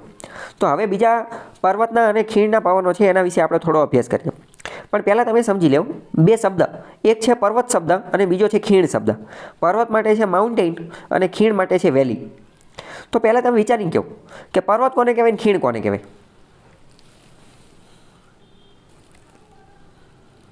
તો કે પર્વત આ જે ઊંચાઈવાળો જે ઢોળાવ છે ઊંચાઈવાળો ઢોળાવ છે એને પર્વત કહેવાય. જ્યારે ખીણ કોને કહેવાય? ખીણ જે નીચેની જગ્યા છે એને ખીણ કહેવાય, એટલે કે વેલી કહેવાય. અથવા આપણે બહુ સાલો પહેલાં ચલાવી દીધું હતું, બે પર્વત વચ્ચેની જગ્યાને વેલી કહેવાય. બે પર્વત વચ્ચેની જગ્યાને શું કહેવાય? વેલી, એટલે કે ખીણ કહેવાય. માણસો રહેતા ક્યાં હશે? પર્વત ઉપર રહેતા હશે. પર્વત ઉપર ક્યારેય ન રહે, એટલા ઝાડ ઉપર થોડી રહે, વેલીમાં રહેતા હોય, ખીણમાં રહેતા હોય. એટલે તો નામ આપેલું છે ને કાશ્મીર વેલી, બરાબર. હિમાચલ વેલી, ઘણી બધી વેલી આવેલી છે. ઓકે, ચલો હવે આપણે આના આધારે થોડો અભ્યાસ કરીએ. હવે આપણે એના સંદર્ભમાં જોવાનું, બરાબર. પર્વતના ઢોળાવ અને પર્વતની ખીણના. તો નીચે આવી જાઓ પેજ નંબર 2 અંદર. તો કે દિવસે ખીણ વિસ્તારો અને પર્વતના ઢોળાવ ઝડપથી ખાલી જગ્યા થાય છે. ચલો પહેલાં તમે વિચારો કે દિવસના સમયમાં ખીણ વિસ્તારો જે છે, ખીણ એટલે વેલી, બે પર્વત વચ્ચેની જગ્યા. તો દિવસે ખીણ જે છે એ ગરમ હશે કે ઠંડી હશે? અને પર્વતના ઢોળાવ એટલે કે ઊંચાઈ, પર્વતના ઢોળાવ એટલે કે પર્વતની ઊંચાઈ એ ગરમ હશે કે ઠંડી હશે? વિચારીને કહેવાનું તમારે. રાઈટ, બરાબર. ખીણ વિસ્તાર જે છે, ખીણ વિસ્તાર એ દિવસે કેવો હશે? એ ઠંડો હશે. જ્યારે ઢોળાવ જે છે એ ગરમ હશે. કેમ? કારણ કે ઢોળાવ ઊંચો હશે તો ફટાફટ સૂર્યપ્રકાશને એટ્રેક્ટ કરી શકશે. જ્યારે ખીણ સુધી તો સૂર્યપ્રકાશ પહોંચી જ નહીં શકે ને. ખીણ સુધી તો સૂર્યપ્રકાશ પહોંચી જ નહીં શકે. સૂર્યપ્રકાશ પહેલાં ક્યાં પહોંચશે? તો કે પહેલાં ઢોળાવ ઉપર પહોંચશે. તો ઢોળાવ ઉપર પહોંચશે તો એ તાત્કાલિક કેવો હશે? ગરમ હશે. જ્યારે ખીણ જે છે, ખીણ વેલી, ત્યાં સુધી સૂર્યપ્રકાશ પહોંચ્યો નહીં હોય, એટલે એ કેવું હશે? ઠંડુ હશે, બરાબર. હવે આને આપણે દબાણના સંદર્ભમાં જોઈએ. તો દબાણ ખીણમાં કેવું હશે અને પર્વતમાં ઢોળાવમાં કેવું હશે? ખીણમાં અને ઢોળાવમાં કેવું હશે એ વિચારીને કહું તો. રાઈટ, ખીણમાં કેવું હશે? ખીણમાં ભારે દબાણ હશે. જ્યારે પર્વતના ઢોળાવ ઉપર કેવું દબાણ હશે? અહીંયા હલકું દબાણ હશે, બરાબર. તો હવે પવન ક્યાંથી ક્યાં જશે? પવનો ભારેથી હલકા તરફ જશે તો કઈ બાજુ જશે? ખીણથી ઢોળાવ ઉપર જશે કે ઢોળાવથી ખીણ ઉપર જશે? તો જો નીચે એ જ વસ્તુ લખેલી છે. તો એની ખાલી જગ્યા લેવા ખીણની હવા પર્વતના ઢોળાવ તરફ ઘસી આવે છે. આમ ખીણમાંથી પર્વતના ઢોળાવો તરફ હવાના પ્રવાહો દિવસ દરમિયાન વાતા હોય છે. તો હવે આને નામ શું આપવું પડે? ખીણિયા પવનો કહેવાય, એટલે કે ખીણની લહેરો કહેવાય. ખીણના પવનો ખીણિયા લહેરો કહેવામાં આવે છે. ઓકે, ખ્યાલ આવ્યો? તો જો એ જ બધી વસ્તુ લખેલી છે, બરાબર. આપણે હવે ફોટો જોઈ લઈએ. ફોટો પેજ નંબર 1 જ આપેલો છે, બરાબર. જો ફોટો તમે જોઈ શકો છો. આ ખીણ છે. ખીણમાંથી પવનો ક્યાં જાય છે? ખીણમાંથી ઉપર ઢોળાવ તરફ જાય છે દિવસના સમયે. ખીણમાંથી ઢોળાવ તરફ. તો આને ખીણિયા પવનો કહી શકાય. ખીણિયા પવનો એટલે એને ખીણની લહેરો કહી શકાય. ખીણની લહેરો એટલે કેવી? તો કે માઉન્ટેન વિન્ડ્સ કહી શકાય. સોરી, વેલી બ્રિજ કહી શકાય. વેલી બ્રિજ ખીણમાંથી નીકળે છે એટલે વેલી બ્રિજ કહી શકાય. વેલી બ્રિજ. હવે રાત્રે શું થશે? રાત્રે એની કરતાં એક્ઝેક્ટ વિરુદ્ધ થશે, બરાબર. સેમ એ જ વસ્તુ નીચે લખેલી છે, MCQ પણ પૂછેલા છે, તો તમને ખ્યાલ આવશે કે ચલાવવું, બરાબર. તો રાત્રે જે પવન જોવા મળશે એનું નામ શું હશે? એને પર્વતીય માઉન્ટેન વિન્ડ્સ અથવા માઉન્ટેન બ્રીઝ કહેવામાં આવશે, બરાબર. તો આવી રીતની બધી વસ્તુ છે, આખો ખેલ છે. પણ મેઇન વસ્તુ તમે ગમે એટલું ગોખો તમને કંઈ યાદ રહે નહીં, બરાબર. તમારે શું કરવું પડે? અન્ડરસ્ટેન્ડિંગ ક્રિએટ કરવી પડે. તો હવે આમાંથી પ્રશ્ન ગમે એવા પૂછાઈ શકશે. મોસ્ટ MP કેવા પ્રશ્ન પૂછાશે? તો કે વિધાનવાળા પ્રશ્ન પૂછાશે. દિવસે કયા પવન જોવા મળે? પર્વતથી ખીણ તરફ, ખીણથી ઓલા તરફ. રાત્રે કેવા પવન જોવા મળે? ઉનાળામાં કેવા પવન જોવા મળે? શિયાળામાં કેવા પવન જોવા મળે? દિવસે સમુદ્રથી જમીન તરફ, જમીનથી ઓલા તરફ. ઈશાન કોણીય, અગ્નિ કોણીય. આવા ગમે એવા. હવે તમે એટલા કેપેબલ અથવા એટલા સક્ષમ છો કે ગમે એ પ્રશ્ન પૂછે, ગમે એવો શબ્દ વાપરે, તમારે કીવર્ડ ટેકનિકનો ઉપયોગ કરવાનો, મગજમાં ઇમેજિન કરવાનું, એના આધારે તમારે આન્સર જે છે એ આપવાનો છે. ઓકે, ખ્યાલ આવ્યો કે નહીં? તો પર્વતીય પવનો આપણે જોઈ લીધા. બીજું મોસ્ટ ઇમ્પોર્ટન્ટ જે બુકમાં નથી આપેલું એ હું તમને ચલાવી દઉં, બરાબર. આ જે પર્વતીય પવનો અને ખીણ પવનો એટલે કે mountain breeze and valley breeze, એનું બીજું નામ પણ છે katabatic wind and anabatic wind. Katabatic wind and anabatic wind. ચલો, એક છે પર્વતીય પવનો. તો પર્વતનું સર્વોચ્ચ શિખર કયું છે ખબર છે? ભારતની અંદર પર્વતોનું સર્વોચ્ચ શિખર કયું છે ખબર છે? ભારતની અંદર પર્વતનું સર્વોચ્ચ શિખર છે K2. એટલે પર્વતીય પવનો જે છે એને કહેવાય કેટાબેટિક વિન્ડ. ભારતનું સર્વોચ્ચ શિખર છે K2 પર્વતનું, એટલે પર્વતીય પવનોને કહેવાય કેટાબેટિક વિન્ડ. જ્યારે વેલી બ્રિજ એટલે કે ખીણના પવનો, એને કહેવાય એનાબેટિક વિન્ડ્સ, બરાબર. ખાલી નામ અલગ છે, બાકી બધું એનું એ જ છે. સમજાણું ન સમજાણું? અમુક વાર આ શબ્દ વાપરે તો પણ ચિંતા કરવાની નહીં, તમારે આ જ વસ્તુ સમજવાની, બરાબર. નીચે જો એનું ચિત્ર ને એવું બધું પણ આપેલું છે. ઓકે, જો હા એનસીઆરટીમાં છે, બરાબર. તો આ બધી વસ્તુ તમને ખબર હોવી જોઈએ. અત્યારે મેં તમને ઓલરેડી ઘણી બધી વસ્તુ ચલાવી દીધી છે. બાકી જો તો પણ ન ખબર પડી હોય તો આ કેટાબેટિક વિન્ડ અને એનાબેટિક વિન્ડ એ બધા ઉપર, અને આ પર્વતીય પવનો, વેલી બ્રિજ, એ બધા ઉપર મેં 2-3 વર્ષ પહેલાં પણ એક વિડીયો બનાવેલો હતો, એ જોઈ લેજો તો પણ તમને ખ્યાલ આવી જશે. પણ હું એવું માનું કે અત્યારે જ ખબર પડી ગઈ હશે, બરાબર. નીચે બધું લખેલું છે એ પણ એકવાર વાંચી લેજો, બરાબર.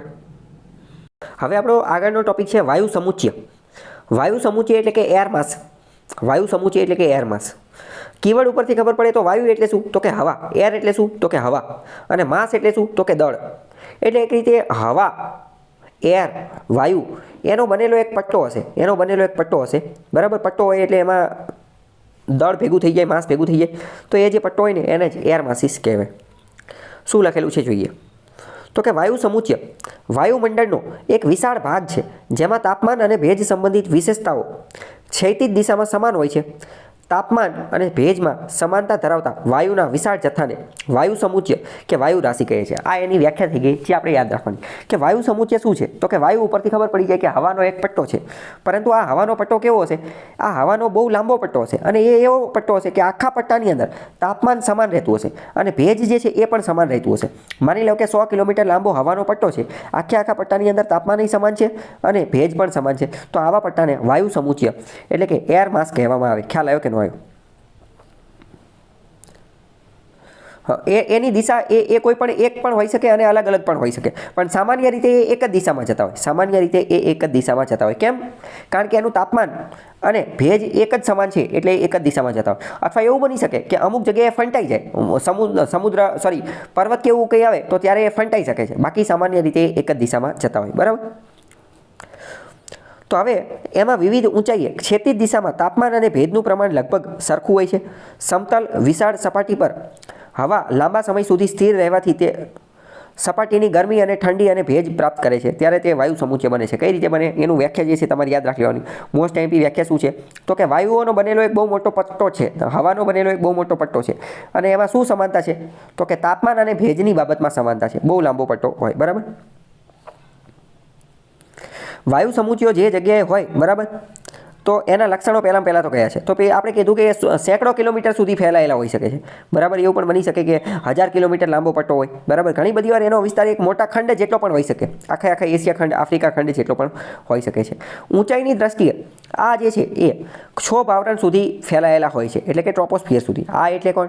તો કે આ જે એર માસીસ વાયુ સમુચ્ચય છે એટલે કે આ વાયુનો બનેલો જે આખો પટ્ટો જે છે એ, બરાબર.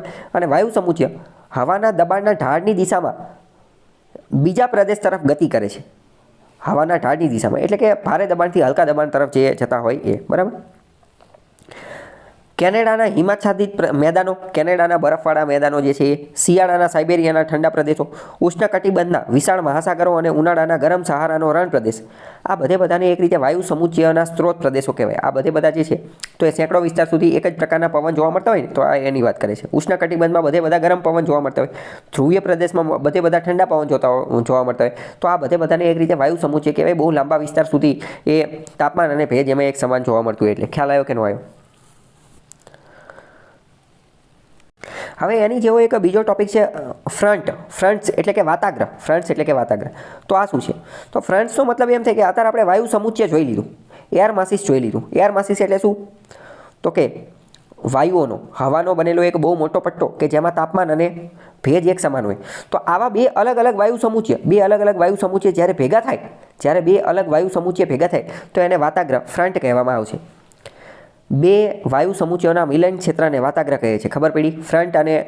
ફ્રન્ટ વાતાગ્રહ ખબર પડી કે ન પડી? પણ આપણે જોયું વાતાગ્રહ સમજતા પહેલાં વાયુ સમુચ્ચય એર માસ સમજવું પડે, બરાબર.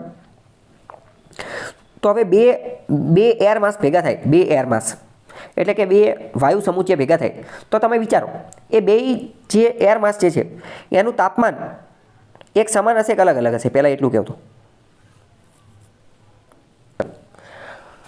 બે વાયુ સમુચ્ચયનું તાપમાન અલગ અલગ હશે, કેમ? કારણ કે માની લો કે ઉપરવાળો જે વાયુ સમૂચય છે એનું નામ આપણે એ આપી અને નીચેવાળો વાયુ સમૂચય જે છે એનું નામ બી આપીએ. તો એ વાળો આખો વાયુ સમૂચય જે છે એનું તાપમાન એક સમાન હશે, આખા એનું તાપમાન એક સમાન હશે, પણ એ એનું તાપમાન કઈ બી આરે તો સમાન નહીં હોય ને, બરાબર? તો બંને અલગ અલગ જે વાયુ સમૂચય હશે એ જે ભેગા થતા હશે, તો જ્યારે એ ભેગા થશે તો ત્યારે એમનું તાપમાન અલગ અલગ હશે. એમ તો ભેજ એક સમાન હશે કે અલગ અલગ હશે? ભેજ પણ અલગ અલગ હશે, બરાબર? કારણ કે એક જે વાયુ સમૂહ છે, એક એર માસ છે, એક એર માસ, એની અંદર જે રહેલા હશે પવનો એ બધાનું તાપમાન અને ભેજ સમાન હશે, પણ એની સિવાય જે બીજો જે વાયુ સમૂહ છે, એર માસ છે, એનું તો અલગ હોય ને, એ બેની સરખામણી અલગ હશે. ઓકે, તો એના કારણે આ જ્યારે એકબીજાની પાસે આવે છે ત્યારે એકબીજામાં ભળી જતા નથી. એકબીજામાં ભળશે કે નહીં ભળે? તો કે નો જ ભળે ને, કારણ કે બે અલગ અલગ છે એટલે. પરંતુ પરસ્પર જ્યાં મળે છે ત્યાં બંનેને જુદી પાડતી એક સપાટી તૈયાર થાય છે, અને જે જુદી પાડતી સપાટી તૈયાર થાય એને જ ફ્રન્ટલ, એને જ વાતાગ્ર કહેવામાં આવે છે, બરાબર? અને એટલે પહેલી વ્યાખ્યા આપણે શું જોઈ કે બે અલગ અલગ વાયુ સમૂચય એર માસીસ જ્યાં મળતા હોય, જ્યાં ભેગા થતા હોય, એના મિલન ક્ષેત્રને ફ્રન્ટલ વાતાગ્ર કહેવામાં આવે છે, અથવા તો એ ભળતા નથી અને એને જુદી પાડતી રેખાને વાતાગ્ર ફ્રન્ટલ કહેવામાં આવે છે. ઓકે, ખ્યાલ આવ્યો કે નહીં? તો વાતાગ્ર એ સામાન્ય રીતે હવાનો 5 થી 80 કિલોમીટર પહોળો વિસ્તાર છે. 5 થી 80 કિલોમીટર પહોળો વિસ્તાર છે. વાતાગ્રની ઢોળાવવાળી સપાટી પર ગરમ વાયુ સમૂચયની હવા ઠંડા વાયુ સમૂચયની ઉપર વાતાવરણમાં ધકેલાય છે. ચલો હવે તમે વિચારો કે આજે એક ગરમ હવા હશે અને બીજી કઈ હશે? તો કે ઠંડી હશે. તો કે એર માસ હશે, બરાબર? એર માસ એટલે કે વાયુ સમૂહ છે. એર માસ એટલે કે વાયુ સમૂહ છે. માની લો કે એક એર માસ જે છે, એક વાયુ સમૂહ છે, એ ઠંડુ છે અને બીજું જે છે એ ગરમ છે. હવે તમે વિચારીને કહો કે ઉપર કયું રહેશે અને નીચે કયું રહેશે? Right, exactly. ગરમ જે છે, ગરમ એ તો ઉપર જતું રહેશે, ગરમ ઉપર જતું રહેશે, કારણ કે આપણે આ ઢોસાના તવાવાળું ઉદાહરણ યાદ કરો. કોઈ પણ વસ્તુ ગરમ થશે તો એ ધીમે ધીમે ઉપર જતી જશે, બરાબર? ઢોસાના તવા ઉપર પાણીનું ટપકું નાખીએ તો છૂમ દઈ અને અવાજ આવે અને પાણી જે છે એ તરત વરાળ બની અને ઉપર જતું રહે. તો ગરમ ઉપર રહેશે અને ઠંડુ નીચે રહેશે. તો અહીંયા તમે વાત વાંચો, શું લખેલું છે? વાતાગ્રની ઢાળવાળી સપાટી પરની ગરમ વાયુ સમૂચયની હવા ઠંડા વાયુ સમૂચયની ઉપર વાતાવરણમાં ધકેલાય છે. એટલે એનો મતલબ શું? ઠંડુ નીચે રહે છે અને ગરમ ઉપર રહે છે. મગજમાં બેઠું કે ન બેઠું?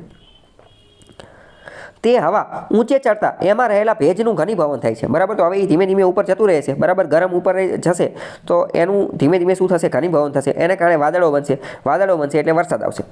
વાતાગ્ર એટલે અહીંયા ખબર પડી કે વાતાગ્રના કારણે વરસાદ પણ આવી શકે છે. વાતાગ્ર જે છે એ વરસાદ લાવવાનું પણ કામ કરે છે. કેમ? કારણ કે વાતાગ્ર એવી જગ્યા છે કે જ્યાં ઠંડા અને ગરમ વાયુ સમૂચય ભેગા થશે. ઠંડા અને ગરમ વાયુ સમૂચય ભેગા થશે તો એના કારણે શું થશે? ગરમ વાયુ સમૂચય ઉપર જશે, ઠંડા નીચે રહેશે, અને જેમ જેમ ઉપર જતા જશે એમ ઘનીભવન થશે અને એમ જે છે એ વાદળા બનતા જશે અને વરસાદ લાવશે, બરાબર?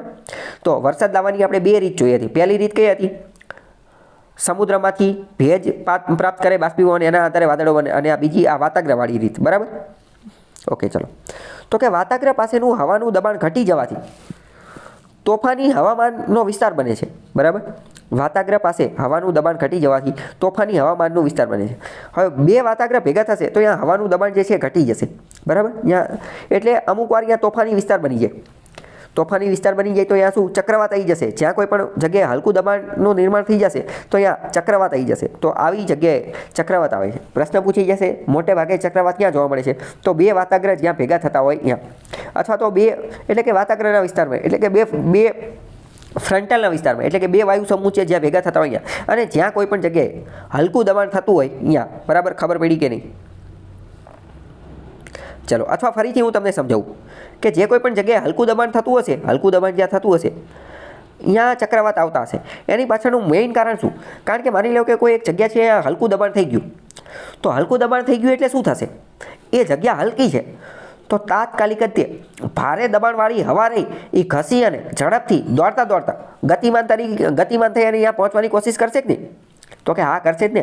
તો હવે માની લો કે તાત્કાલિક હલકું દબાણનું નિર્માણ થયું તો તાત્કાલિક શું થશે? ભારે દબાણવાળી હવા દોડતા ફટાફટ ગતિમાનમાં ત્યાં પહોંચશે અને બહુ ઝડપ એની વધી જશે. તો એ વસ્તુને તો આપણે ચક્રવાત કહીએ છીએ ને. ઓકે, તો વાતાગ્રના વિસ્તારમાં આ બધી જગ્યાએ ચક્રવાતને એવું બધું જોવા મળે છે. તો આના કારણે આબોહવાના નિર્માણમાં પણ વાતાગ્રનું ઘણું મહત્વ છે. MCQમાં પૂછાઈ જશે આબોહવાના નિર્માણમાં નીચેનામાંથી કઈ કઈ વસ્તુઓનો અસર રહેલી છે? અક્ષાંશ તો કે રહેલી છે, તો કે હા રહેલી છે. પર્વતોની ઊંચાઈ રહેલી છે તો કે હા રહેલી છે. ભૂપૃષ્ઠની રહેલી છે તો કે હા રહેલી છે. સૂર્યઘાતની રહેલી છે તો કે હા રહેલી છે. અને એક આપી દીધેલું હશે કે ફ્રન્ટલ વાતાગ્ર એની રહેલી છે તો કે હા એની પણ રહેલી છે.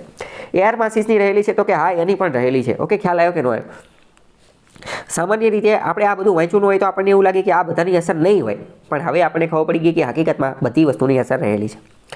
વાતાગ્રા મુખ્ય બે પ્રકારના હોય છે, એક તો ગરમ અને એક તો ઠંડા. અત્યારે એ તો મેં તમને પહેલાં જ ચલાવી દીધું, આપણે પહેલાં જોઈ લીધું ને. વાતાગ્રા બે પ્રકારના હોય, એક ગરમ અને ઠંડા. ગરમને કહેવાય ઉષ્ણ અને ઠંડાને કહેવાય શીત. બરાબર. હવે વિચારો, બે વાતાગ્રા ભેગા થશે, ગરમ અને ઠંડા, તો ઉપર કયું રહેશે, નીચે કયું રહેશે?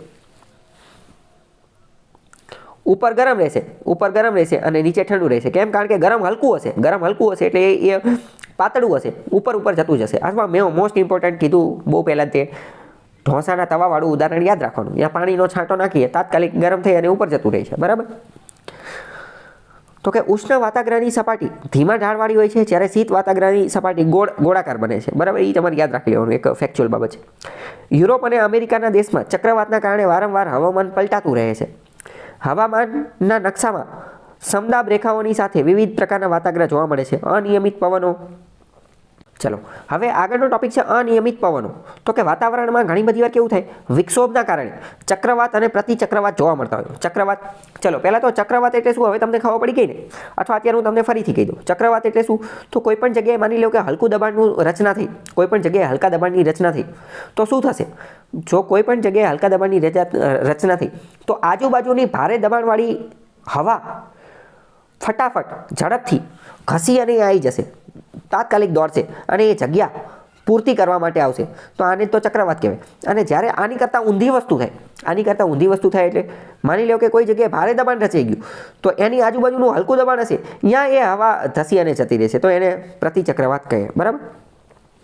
ચક્રવાત અને પ્રતિચક્રવાતમાં ઝડપી અને વિનાશક કોણ હોય? તમે વિચારીને કહો તો.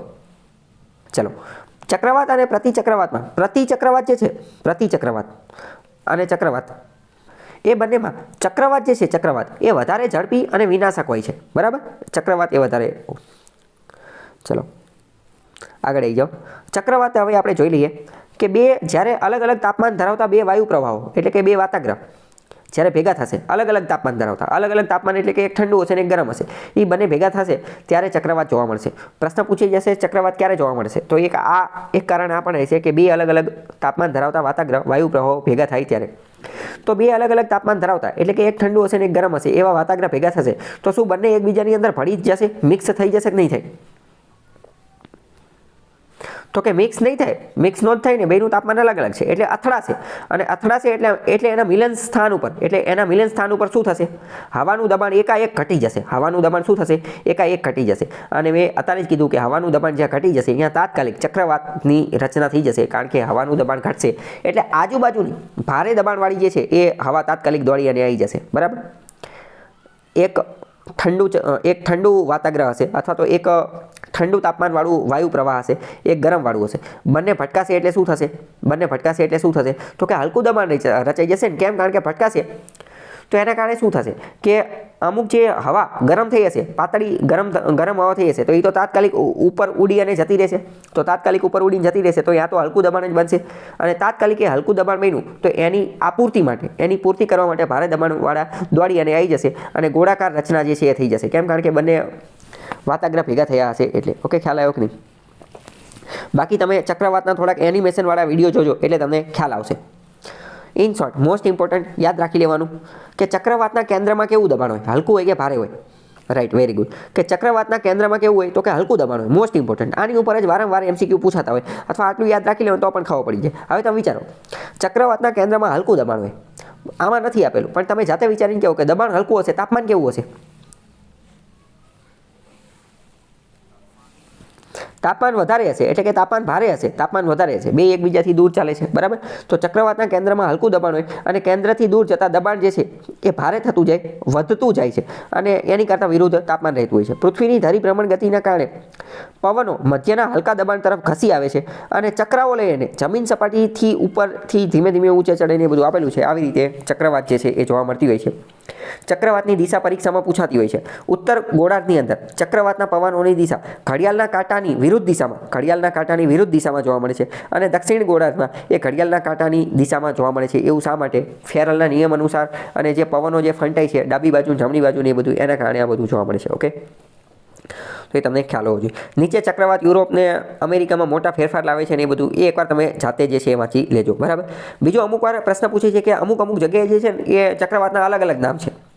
ચક્રવાત આખી ઘટના એક જ છે પણ એના નામ અલગ અલગ જગ્યાએ છે. ભારતમાં એને ચક્રવાત કહે એટલે કે સાયક્લોન કહે, વેસ્ટ ઇન્ડિઝમાં એને હરિકેન કહે, મેક્સિકોમાં પણ એને હરિકેન કહે, જાપાનમાં એને ટાઇફૂન કહે, ફિલિપિન્સમાં એને ટાઇફૂન કહે, અમેરિકામાં યુએસએમાં એને ટોર્નેડો કહે અને ઓસ્ટ્રેલિયામાં એને વિલી કહે છે. મોસ્ટ ઇમ્પોર્ટન્ટ કોષ્ટક 2-3 વાર જીપીએસસીમાં પૂછાઈ ગયું છે.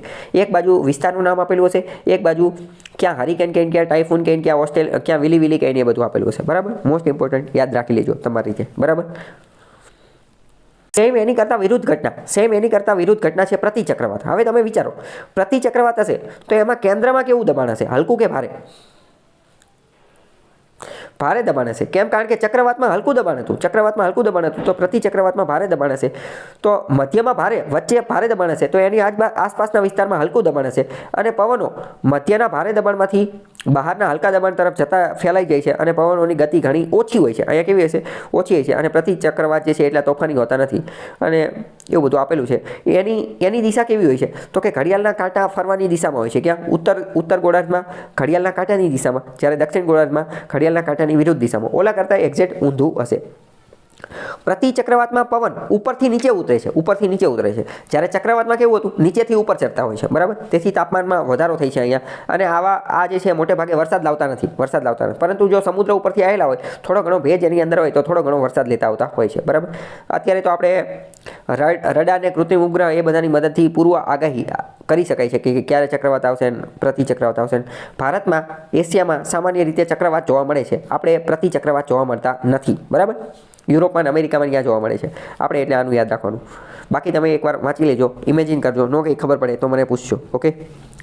જો નીચે એ બધાની આકૃતિ ને એ બધું આપેલું છે, કેવી રીતે હલકું દબાણ રચાય. જો ચક્રવાતનું આપેલું છે, હલકું દબાણ રચાય તો આ ગોળ ગોળ ફરતી નીચેથી ઉપર જાય. પ્રતિચક્રવાતમાં ઉપરથી નીચે આવે. ઓકે. પ્રતિચક્રવાતને એ બધું આપેલું છે. કંઈ ડાઉટ હોય તો પૂછી લો. બરાબર. સ્વાધ્યાયમાં સૌથી પહેલાં આપણે MCQ જોઈએ. તો કે સમુદ્રની સપાટીએ વાતાવરણનું સરેરાશ દબાણ કેટલું હોય છે? સમુદ્રની સપાટીએ નું સરેરાશ દબાણ બરાબર કેટલું હોય છે? તો કે 10-13 મિલીબાર હોય છે. સમુદ્ર સપાટીથી ઊંચાઈએ જતા સરેરાશ દર કેટલા મીટરની ઊંચાઈએ 1 સેમી દબાણ ઘટે છે? તો કે 165 ઘટે છે. યુએસએમાં ચક્રવાતને શું નામ કહે છે? યુએસએમાં ટોર્નેડો કહે છે. બરાબર. વિલી ક્યાં કહે છે? વિલી જે છે ઓસ્ટ્રેલિયામાં કહે છે. બરાબર. હરિકેન ક્યાં કહેવાય છે? હરિકેન મેક્સિકો અને વેસ્ટ ઇન્ડિઝની. ટાઇફૂન ક્યાં કહેવાય છે? જાપાનમાં ત્યાં બધે. બરાબર. ઓકે. ચલો. ચક્રવાતમાં કેન્દ્રમાં હવાનું દબાણ કેવું હોય છે? ચક્રવાતમાં કેન્દ્રમાં હલકું દબાણ હોય છે. બરાબર. એ જ પ્રશ્ન પૂછાઈ ગયો. પ્રતિચક્રવાતમાં પૂછેલું હતું તો ભારે હોય છે. બરાબર. કયા પવનો બરફ પક્ષી છે? બરફને ખાઈ જવાવાળા કેવા પવનો છે?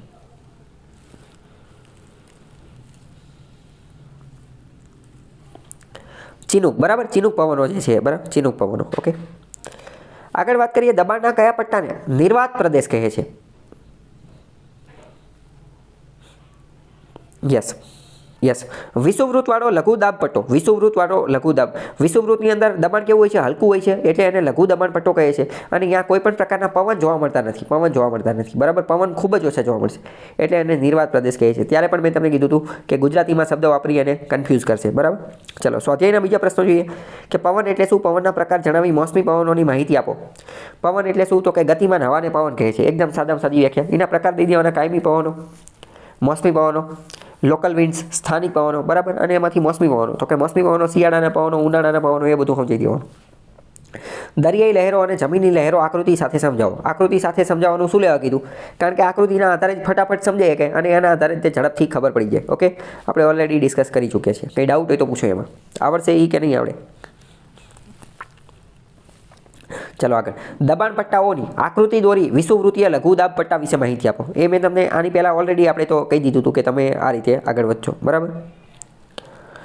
ઓકે. ચલો. વાતાવરણના દબાણ પર અસર કરતા પરિબળો જણાવવાના છે. તો જેટલા પણ તમને યાદ આવે એ બધા તમારે કહી દેવાના. ઓકે, ચલો પછી ટૂંક નોંધ લખવાની. ચક્રવાત, લૂ અને નોર્વેસ્ટર આપણે ઓલરેડી ચલાવી દીધું છે. તમિલનાડુના કોરોમંડલ કિનારે શિયાળામાં વરસાદ આવે છે. શું લેવા?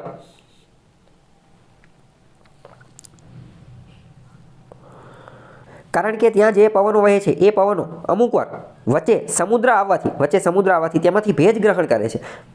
યસ. અને એ કયા પવનો હોય છે? તો કે શિયાળાવાળા પવનો હોય છે. શિયાળામાં જે પવનો જોવા મળતા હોય એ પવનો અહીંયા જોવા મળતા હોય છે. બરાબર. મલબારના કિનારે વધુ વૃષ્ટિ થાય છે. શું લેવા? તો કે ઉનાળાના જે મોસમી પવનો રહ્યા એ શું કરે છે? તો કે એ નૈઋત્ય દિશામાંથી આવતા હોય છે અને ત્યાંથી અરબ સાગરમાંથી શું કરે છે? ભેજ ગ્રહણ કરે છે. અને અહીંયા વેસ્ટર્ન ઘાટ આવેલું હોવાથી એ પવનો ઉપર ચડે છે અને અહીંયા તાત્કાલિક વરસાદ કરી દે છે. વિષુવવૃત્તના પ્રદેશમાં હવાનું દબાણ હલકું હોય છે. કેમ? કારણ કે તાપમાન વધુ હોય છે. એટલે ઓલરેડી આપણે બધું ચલાવી દીધું છે. દબાણ એટલે શું? દબાણ માપવાના એ સાધન ને ફેરાલનો નિયમ છે. એ બધું તમે એકવાર તમારી રીતે જોઈ લેજો. બરાબર.